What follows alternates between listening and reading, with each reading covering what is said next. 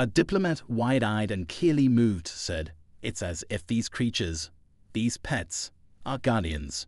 They would give their lives for these humans." The Crixian commander, a battle-hardened warrior who had always held a distant view of strength, nodded, a woeful expression crossing his face. Perhaps, he murmured, "there is strength in connection and loyalty.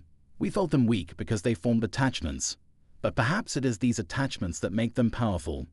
At last, the remaining mercenaries, battered and bewildered, began to retreat. Their plans, so carefully constructed, had been dismantled by a force they hadn't anticipated: the indomitable spirit of humans and the loyalty of their pets. Together, humans and animals stood victorious, though exhausted, against a foe that had seemed unstoppable only hours before. As the station returned to an uneasy calm, the alien diplomats gathered near the humans, their expressions a mixture of humility and respect. One diplomat, usually a critic of human practices, approached a human holding her loyal border collie. I was wrong about you," the diplomat admitted. "I thought your companionships were a distraction, a weakness. But today I have seen that they are your strength." The human, still catching her breath, gave a small smile as she ruffled her dog's ears. "They're family. We protect each other. And that's something stronger than any weapon." The Crixian commander, once skeptical, now stepped forward, looking each of the animals over with a newfound respect. He extended a hand toward the Labrador, who sniffed it cautiously before giving a gentle lick, sealing an unspoken alliance between them. The commander chuckled, his usual stern demeanor softened. "If these creatures are as protective as they are fierce," he said, "then I believe the galaxy has much to learn from Earth."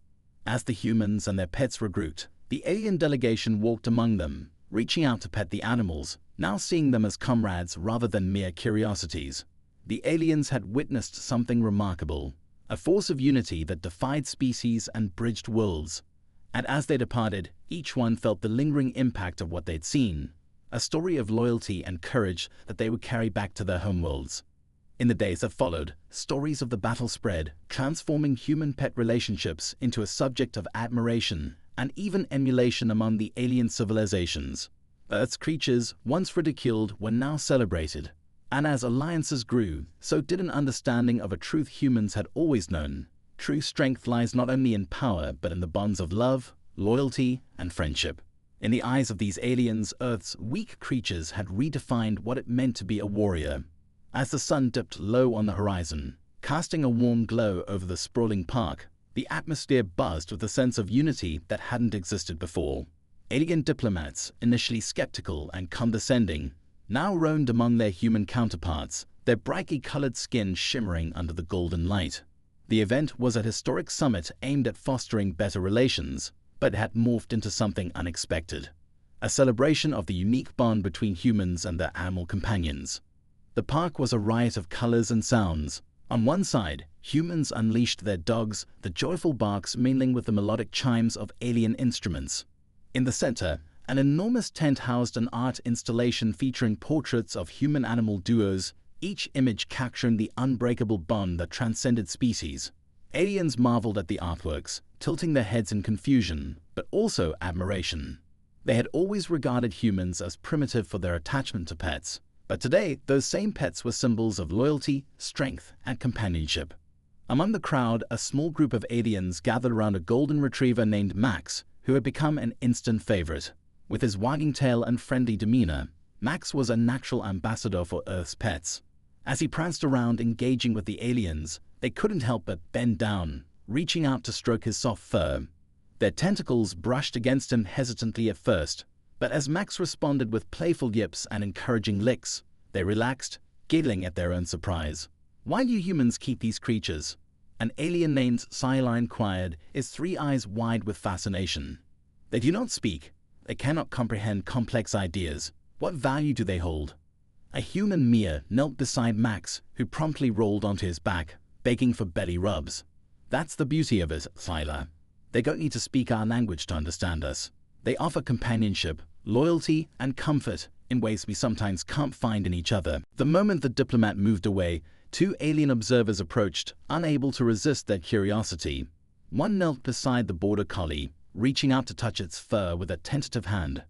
The collie, sensing something off, growled, low and deep, causing the alien to pull back in alarm. The aliens around them chuckled at the interaction. "See, it has no sense of decorum," one laughed. "It only knows how to bark and bite." A young human civilian hearing this decided to speak up. "You underestimate them," he said calmly, resting his hand on the back of his Labrador retriever. "They're loyal and braver than you know. These animals may be small compared to you, but I promise they protect us to their last breath." The aliens' laughter only grew. To them, the humans' words were the epitome of delusion. "Protect you?" One scoffed. These creatures would sooner run than stand against real danger. The human merely smiled, ruffling the dog's fur, while the animal gazed up at him, its eyes filled with unwavering loyalty. He didn't need to argue. He'd seen these animals stand their ground countless times. He knew their courage, and he trusted that, when it mattered, they would prove their worth. As the humans and their pets settled into the station, the aliens continued to cast sidelong glances, their mockery simmering. They didn't know, however, that an enemy lay in wait, watching from the shadows. A hostile faction, aware of the humans' presence, had followed them to the station, planning an ambush that would make the aliens' scornful words seem petty in retrospect. The alien diplomats had yet to learn that these fragile creatures had instincts honed over millennia, senses more attuned to danger than any alien technology could match. Nor did they know that the bond between human and pet wasn't merely sentimental but was built on mutual trust and a fierce protectiveness. But they would soon see. In a matter of hours, as alarms blared and the enemy struck, the Alien Council would witness firsthand the courage these animals held, and they would realize that in this new world of alliances and threats, humanity's strength lay not only in its technology or tactics, but in the fierce loyalty of even its smallest companions. The silence of the Galactic Council station shattered as the alarms blared, sending red lights flashing through every corridor. A garbled emergency announcement rang through the station speakers, barely discernible over the sound of commotion. "All personnel, prepare for imminent threat. Enemy forces approaching. Repeat, enemy forces approaching." The alien diplomats looked around, their confident postures faltering as they tried to make sense of the sudden attack. The Trixian commander, whose sneers had been the loudest toward humans' weaknesses, straightened, his eyes narrowing with alarm. He tapped his communicator, demanding an update from his fleet stationed nearby. Instead of a confident response, all he received was silence. From the large observation windows, those on the station could see dark shapes flitting toward them, a formation of sleek, hostile ships emerging from the shadow of a nearby moon. Their energy weapons glowed ominously in the dark, casting an eerie, sickly green glow across the hulls. It was a faction known to many in the Council, a group of rogue mercenaries with powerful backing and a reputation for brutality. This attack was no random ambush. It was an organized assault. "Evacuate immediately," a Zanri officer barked, pushing through the stunned crowd of diplomats. "Get to the lower levels. The station's shield systems should keep them at bay until reinforcements arrive." But the mercenaries were well prepared. Within seconds, powerful bursts of energy began hammering the station's shields. The impact rattled every deck, lights flickering as systems struggled to cope with the sudden strain. Each blast weakened the protective barrier, the glowing shield flickering like a candle in a storm. It wouldn't hold for long. The humans stationed there, their pets by their sides, gathered in small groups as they assessed the situation. The military officer with the German Shepherd took position near a group of alien diplomats, his eyes calm but focused. His dog, sensing the tension, stood rigid, its eyes scanning the surroundings with instinctive alertness. Elsewhere, the scientist clutched her cat, whose fur bristled as its sharp gaze darted from shadow to shadow. The parrot on the medic's shoulder squawked, flapping its wings in agitation, while a few civilians huddled together, their pets pressed close. The alien dignitaries who moments ago had been mocking the humans' pets now looked on in shock as the humans and animals moved with an odd sense of purpose, as if prepared for this scenario. Panic surged through the aliens, many of whom had never been in combat. Their council chambers were their safe spaces, guarded by layers of defenses and protocols that usually kept threats far from reach. But no defense had been enough for what was approaching. One of the first to react was the human diplomat, who had earlier ignored the sneers and laughs from the Alien Council. He quickly organized the nearest civilians, pointing toward a secure hallway. "We need to get everyone into the emergency bunkers," he called out. "Follow protocol and stay calm. Our backup will arrive soon, but we need to hold out." The alien delegates glanced nervously at him, some considering arguing, but the urgency of the situation kept them silent. They fell into line, watching the humans and their pets lead the way. Then the first wave hit. A blast rocked the walls and several mercenaries breached the outer doors, their heavy armor glinting as they advanced with energy rifles aimed ahead. They moved with a calculated, brutal precision, sweeping through the station, taking out security personnel and alien guards with terrifying efficiency. The defenders were unprepared, and one by one, they fell back, retreating under the force of the assault. One of the rogue soldiers, spotting the group of humans and aliens, aimed his weapon and fired. The shot missed, striking the wall nearby, but the impact sent the group scattering, ducking for cover. The German shepherd leaped forward, barking ferociously as the mercenaries advanced, and the humans quickly drew their weapons, firing back with a barrage of laser shots. The shepherd darted forward, its teeth bared, lunging at the first soldier who approached, surprising him with its strength and speed. Before the alien could react, the dog's jaws clamped down on his arm, forcing him to drop his weapon as he stumbled backward, screaming. Nearby, the parrot screeched, an ear-piercing sound that disoriented the approaching soldiers. The alien soldiers, used to organized resistance and armored fighters, were baffled by this unexpected assault. They swatted at the bird, trying to aim at it, but the parrot scooped out of range, circling back with loud, aggressive squawks that distracted them just long enough for the humans to regain their footing. Meanwhile, the scientist's cat slipped out of her grip, darting across the floor with its sleek, agile movements. It pounced onto a rogue soldier's shoulder, claws digging into his face as it hissed and bit. The soldier staggered, wildly swiping at the creature, but the cat held on, snarling as it clawed at his helmet and visor. Amid the chaos, more pets joined the fray. A Labrador retriever positioned itself in front of its owner, snarling at an advancing enemy, its stance protective. Other dogs followed suit, barking and lunging at the attackers, their instincts guiding them to protect the humans they loved. Even the smaller animals, rabbits, birds, and cats, contributed in their own ways, scratching, clawing, and distracting, each one buying precious seconds for the humans and their allies to fight back. The alien delegates, stunned, watched the scene unfold with disbelief. These fragile creatures they had mocked were now standing in defense of their humans with fierce loyalty and courage. The Zanri officer, who had earlier mocked the humans' attachment to their pets, watched in awe as a cat's claws tore through the armor of a mercenary who had gotten too close. He hadn't imagined these creatures capable of such tenacity or strength. For the humans, the animals' bravery was no surprise. They knew their pets well, knew the lengths to which they would go to protect them. But for the aliens, it was a shocking revelation, a lesson in a bond they had long dismissed as sentimental weakness. A Crixian diplomat, crouching behind a column, muttered to the human diplomat beside him, "We were wrong. These creatures, they're fighting as if they were trained soldiers." The human smiled grimly, not taking his eyes off the advancing attackers. "They're not just pets to us. They're family, and family doesn't abandon each other." With newfound determination, the aliens rallied behind the humans, encouraged by the courage displayed by the animals. Some even began coordinating with the humans and their pets, taking defensive positions as the mercenaries continued their assault. The combined resistance of humans, animals, and the alien defenders began to slow the enemy's advance. The mercenaries, disoriented and frustrated, hadn't expected such a fierce defense. Each time they tried to press forward, they were met by a barrage of laser fire, snarling dogs, swooping birds, and hissing cats, all creating a wall of chaos they couldn't penetrate easily. After what felt like an eternity, the mercenaries began to retreat, forced to abandon their attack as the humans and their allies drove them back toward the airlock. The station shook with the final blast as the last mercenary ship pulled away, leaving behind scorched walls, injured fighters, and a silence that felt surreal after the intense battle. As the dust settled, the aliens looked around at the humans and their pets with a newfound respect.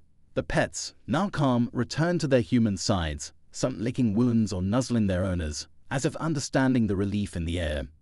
The Crixian commander approached the human diplomat, his voice filled with a humility he had never shown before. "I owe you and your creatures an apology. I thought them weak, but I see now they are anything but."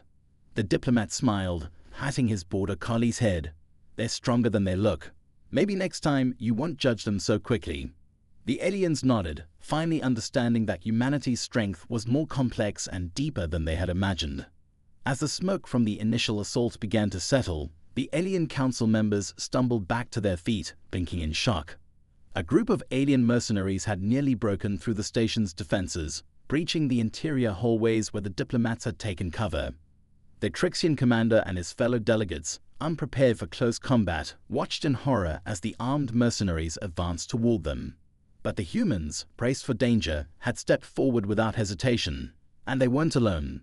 Their pets stood beside them, ears perked, fur on end, claws extended. To the aliens, the sight was bewildering. They had always dismissed these companions as distractions, even signs of human frailty. Yet here they were standing side by side with their humans, forming a protective line against the advancing mercenaries. One mercenary, tall and armored in dark plating, raised his blaster, aiming directly at a human scientist who was holding a trembling cat.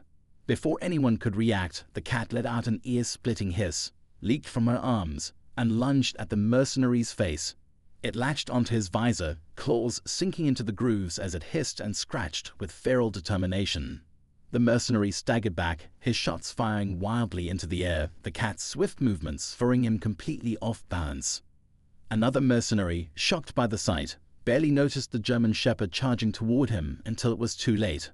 The dog launched itself forward, teeth bared, locking onto the soldier's arm. The mercenary struggled, flailing to shake the dog off, but the shepherd held its ground, tugging and growling with an intensity that belied its usual calm demeanor. The alien soldiers were unprepared for this kind of direct attack. They weren't trained for close-quarters defense against creatures they hadn't considered threats. In the chaos, the human diplomat who had been leading the group shouted for everyone to take cover behind a barricade. As the aliens scrambled to obey, they watched in amazement as more pets joined the fray, each one adapting to the strange situation with instinctive intelligence. The parrot, perched on the shoulder of a young human medic, squawked loudly, flapping its wings and drawing attention to itself. With each piercing call, it distracted a different mercenary, fluttering just out of reach, effectively drawing their fire away from the humans and other pets. In its unpredictable flight pattern, it became a living decoy, luring the mercenaries into the line of fire of human defenders. Meanwhile, a large Labrador retriever took position between a group of huddled alien civilians and the oncoming soldiers. Its eyes remained fixed on the intruders, its stance protective. The aliens looked at the dog in confusion, some even in fear, but it ignored them, waiting and watching for the first sign of threat. When a soldier stepped too close, the Labrador let out a fierce bark, charging forward and forcing the soldier to retreat. For the aliens, this was a bewildering sight. They watched as animals they'd mocked moments ago displayed levels of bravery and aggression they would have never expected.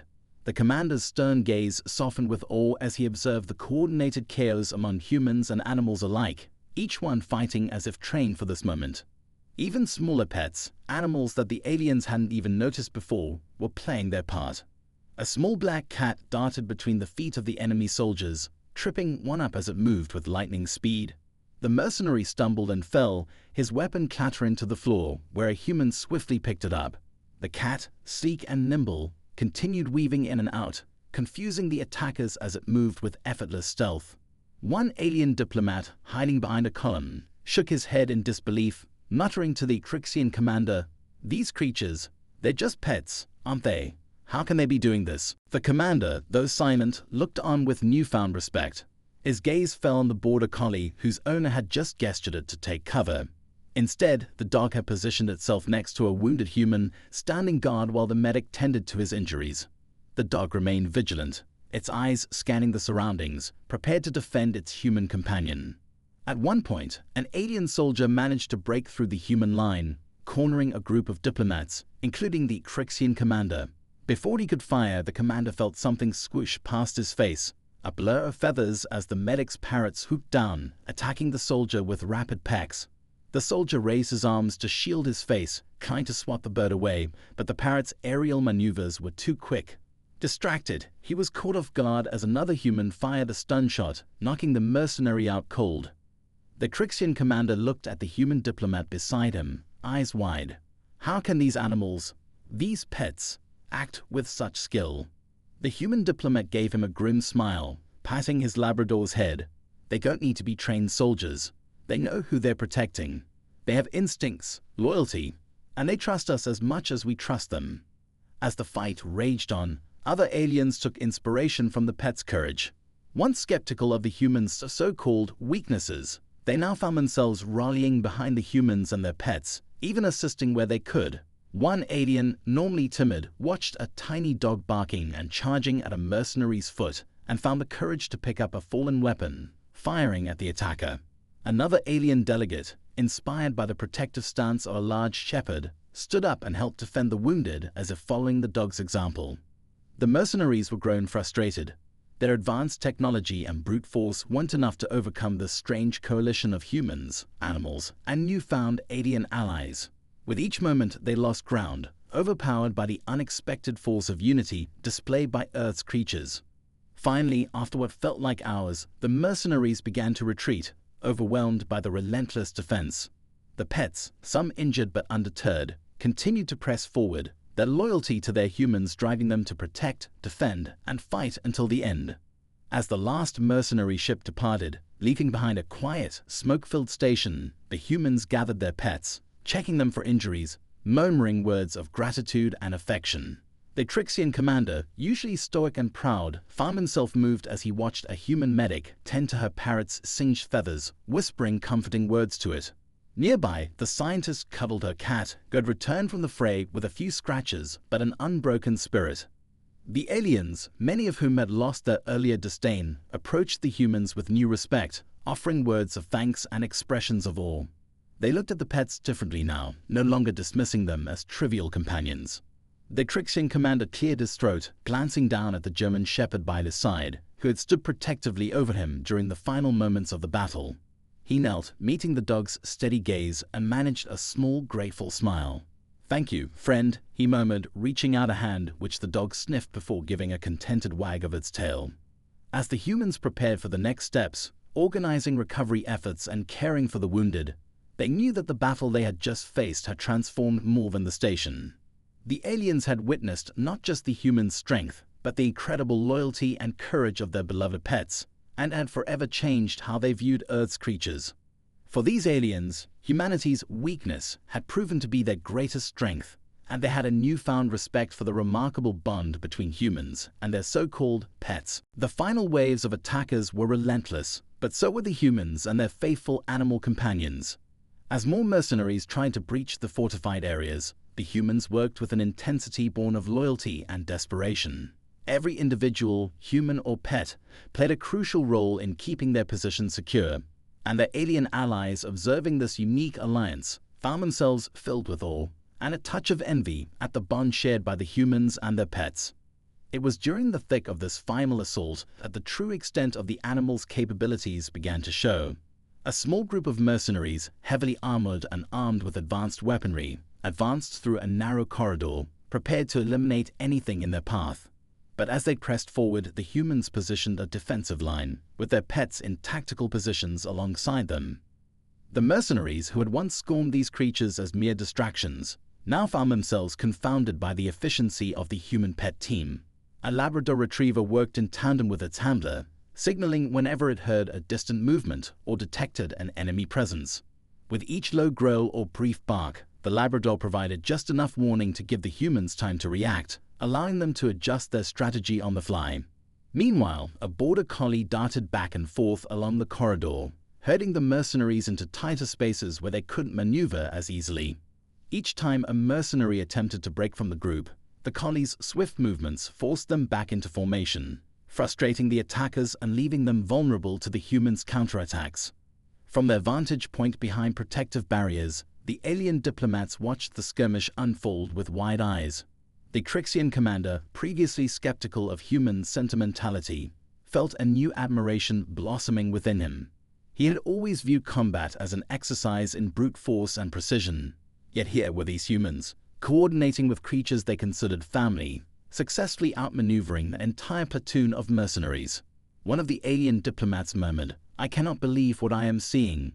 These Earth creatures, they aren't just pets, they're allies." The Trixian commander nodded slowly, his gaze never leaving the battlefield. "It seems we have underestimated them in every way." Back on the front lines, a calico cat crouched low near the humans, her eyes flickering with a keen awareness that belied her small size. With a flick of her tail, she signaled to her human, who took aim at a distracted mercenary and fired a stun round, neutralizing the enemy with precision.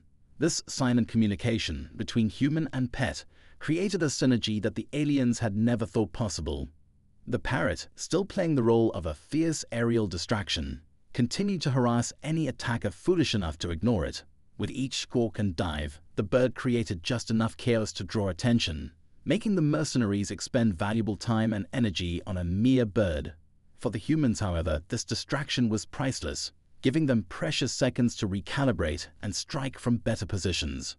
Suddenly, an alien officer, usually cautious and calculating, found himself inspired by the sight of the loyal pets. As a wounded human fell back, clutching his side, the officer leaped forward, providing cover fire as the man's Labrador growled and barked, shielding its owner with fearless determination. The officer, who had never before taken such risks, realized in that moment that perhaps there was something to this concept of loyalty and companionship. In the midst of this brutal fight, he felt a surge of purpose beyond the calculated logic of survival. With every passing moment, the mercenaries found themselves pushed back. Confounded and overwhelmed, they struggled to adapt to this unprecedented combination of human intelligence and animal instinct. Where they expected chaos, they encountered coordination. Where they anticipated weakness, they found unwavering resilience. The animals, once dismissed as simple pets, displayed cunning and courage that shattered the mercenaries' confidence. At one point, the attackers attempted a final push with advanced combat drones, programmed to eliminate any organic threat. As the drones buzzed down the corridor, a human issued a quick whistle. Instantly, a German shepherd sprinted forward, leaping and grabbing hold of the closest drone with its powerful jaws, dragging it down and disabling it with a quick twist. The shepherd barely paused before jumping toward another drone, mirroring the movements of its handler with an uncanny synchronicity. Seeing this, the Crixian commander and other aliens felt a mixture of shock and reverence. The Alien Council, composed of delegates from various star systems, observed the humans' arrival with a mix of skepticism and curiosity. The humans moved with confidence, their postures relaxed, and their strange, furry creatures trailing alongside them like loyal shadows. Some of these animals walked on leashes, while others sat comfortably on their human shoulders or within carriers. To the aliens, it was a peculiar sight, bordering on absurd. An alien diplomat from the Crixian Empire, his long, skeletal fingers tapping in a rhythmic pattern, frowned as he observed the humans petting and interacting with their companions. To his people, companionship was pragmatic, a resource exchange a necessity. This behavior struck him as needlessly sentimental and inefficient. He leaned toward his colleague, a tall, scaled envoy from the Zanri species, and muttered, "Look at them, doting on such fragile, inconsequential creatures." The Zanri envoy tilted his head, his green scales glinting under the station's harsh lighting. Indeed, he replied, his tone dripping with contempt. If they rely on these creatures as a form of support, what does that say about their strength? Nearby, the humans continued going about their tasks, accompanied by an assortment of animals that seemed oblivious to the scrutiny. A military officer leaned down to scratch his German shepherd's head, receiving a joyful bark in response. A young scientist smiled as her black and white cat, perched atop her shoulder, swished its tail contentedly. And Mercer's bright blue parrot chirped from his shoulder, mimicking sounds from the human speech in bursts of chatter. The aliens watched with disdain and a bit of bewilderment. To them, these creatures served no purpose, no visible function, no obvious benefit. The aliens viewed relationships as transactions. There was no understanding of companionship for companionship's sake. What possible advantage could these humans gain from such creatures? Asked a Crixian, her voice thick with disdain. Her large eyes narrowed as she studied the creatures' fluffy coats and playful movements. They waste resources feeding and tending to them when those resources could serve their survival. Another alien, a stoic, clawed creature with iridescent feathers marking his rank, observed thoughtfully. Perhaps humans keep these animals to make up for their own limitations, he suggested, a smirk tugging at his beak-like mouth. They cling to their pets as if by some miracle they could shield them from danger. Ridiculous. Nearby, a human laughed with her dog, tossing a small ball down the corridor as the dog dashed after it, tail wagging. This display of affection was met with muffled chuckles and shaking heads among the aliens. "Look at that," a Zanak official muttered to his companions. "They call this bond a source of strength. It's nothing but a sentimental crutch. A young alien soldier who had never interacted with a human before sneered openly. He watched a human civilian carrying a small brown rabbit in her arms, stroking its ears with gentle fingers. "Can you imagine anything weaker?" he muttered to a fellow soldier. "It's almost as if these humans are parading their vulnerabilities." A ripple of laughter echoed among the aliens as they looked at the rabbits, cats, birds, and dogs, each seeming as trivial and inconsequential as the last. They could not comprehend how these creatures, seemingly so weak and defenseless, held any value. To the aliens, strength meant weapons, power, and calculated alliances. Loyalty without an advantage was a concept foreign to them. As the humans moved further into the station, mingling with the alien delegates, some of the animals began to sense the animosity directed toward them. The German shepherd trotting beside the soldier emitted a low growl as a pair of aliens sneered, his ears pinned back, watching them with sharp eyes. The parrot on the medic's shoulder tilted his head and squawked loudly at the Zanri envoy, startling him enough to step back. The cat on the scientist's shoulder flicked its tail, eyes narrowing as if aware of the disdainful stares it received. A high-ranking alien official, who had been observing from a distance, shook his head. Humans cling to their weaknesses, refuse to let them go. Look at them, so attached to these powerless animals, they may as well be weighed down by stones. The human diplomat nearby overheard, raising an eyebrow but choosing to stay silent. He had seen enough of these reactions before, and knew better than to attempt to explain. Words alone wouldn't change the aliens' views. They would only see what they wanted to see, weakness where, in truth, there was strength in disguise. He simply patted the head of his border collie, who was sitting attentively by his side, and murmured, "Let them laugh. They'll understand soon enough." As Mia spoke, another alien Vec tentatively extended his long fingers to touch Max's belly. The golden retriever's joyful response, a happy growl and a flurry of tail wagging, was met with a delighted squeal from Vec. "This creature, it is filled with joy. Can we replicate this joy?" Vec asked, glancing at Mia with wide, curious eyes. Max responded by jumping up and nudging Vec's arm, inviting him to play. With a burst of laughter, Vec found himself rolling around on the grass with the eager dog, the initial trepidation vanishing as he let loose. Other aliens, inspired by Vec's playfulness, began to join in, mimicking the humans and their pets. They tumbled and laughed, drawing the attention of the entire park. As the evening wore on, the atmosphere grew increasingly relaxed. Humans and aliens alike began to share stories about their pets. One human recounted the time his cat, Whiskers, had scared off a burglar, and the aliens responded with tales of their own creatures back home, some bizarre and unimaginable, others surprisingly relatable. A small alien named Quib, who had been shy and hesitant to interact, finally found his courage. "I have a pet too," he announced, standing tall and proud. "His name is Grebe. He can change colors when he's happy, but he often looks like a blob. Would your pets like him?" Mia smiled warmly. "Of course, let's see Grebe." With a flourish, Quib summoned his pet from a small, intricate device on his belt. The blob-like creature shimmered, morphing through a spectrum of colors until it settled on a vibrant shade of blue, reminiscent of a sunny sky. Max trotted over, sniffing curiously. To everyone's surprise, Grebe extended a gelatinous appendage toward Max, who responded with a gentle woof, clearly intrigued. As Grebe and Max began a clumsy, endearing interaction, Grebe wobbling and changing colors while Max playfully nudged it, laughter erupted among the onlookers. A small child, no older than 6, squealed with delight. "Look, Mommy, they're playing."